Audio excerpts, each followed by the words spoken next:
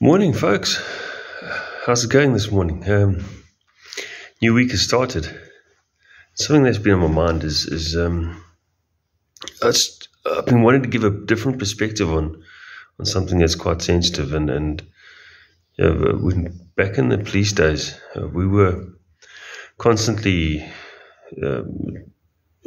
sort of shot at, and you had to be very careful how you approached vehicles, or there's always someone that they could just take a pot shot at you. There was lots of shootings that happened in different areas, especially in Richmond where I started, and then we went up to Newcastle. We did Northern Natal. So, Unit 21. There was wherever you went there. I remember the older policeman, the old man. Ek was a blaugat, and the old guys used to tell us that, listen, don't put your head out the top of the Casper, because the terrorists they string wires across just above that height of the Casper. The Casper drives through, but it decapitates the policemen's heads.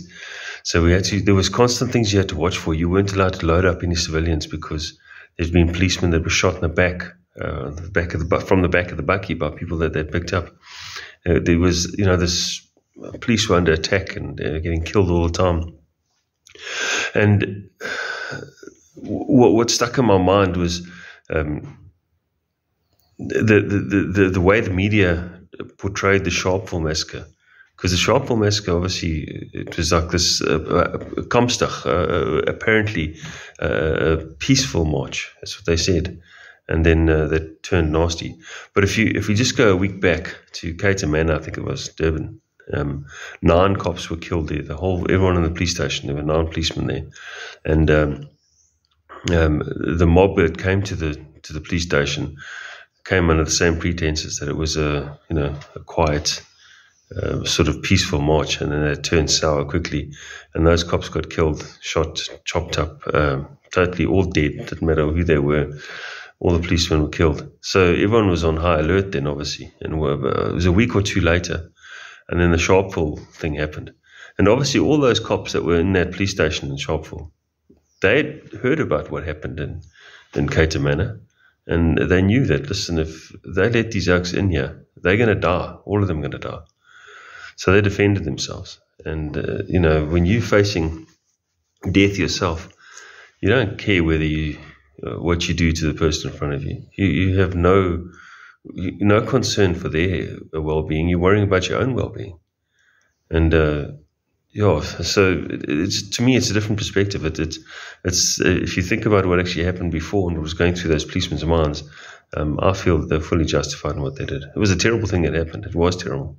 And I remember a couple of years ago, Andrew, my brother-in-law, Andrew Stroden, he got caught in a situation, I think it was in Esitebe, and where some local it was at a sugar factory, I think, sugarcane mill or something like that.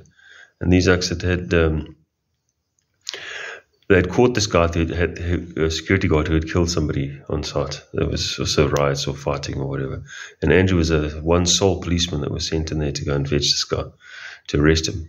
And when he got there, he took the firearm off, had the guy handcuffed, and then the riot started outside. And all he was worried about at the end of the day, because there was no one coming to help him. There were hundreds and hundreds of people trying to kill him. And eventually they started breaking the office down. And from the story, the way I understand it, I could be wrong. He then gave the person he just arrested his gun back and said, listen, each for themselves. And they ran out, these guns blazing, and shot as many oaks as they could, kind of thing. And eventually the oak got taken out, and Andrew got away. When he got to the top where his police van was, they trashed the police van. There was nothing left of it. It was just in pieces. So he had to run as far away as he could before he got picked up by some cops that finally came to help. But the life of a policeman back then was really under threat in a massive way. And and that's why I say that the Sharpeville thing, people need to look at it in a different perspective. The policemen are trying to protect themselves. They didn't care what happened on that day. They just wanted to survive, and I'm sure they were happy to be charged if they survived, but they didn't know they were going to survive. So they had to do whatever needed to be done.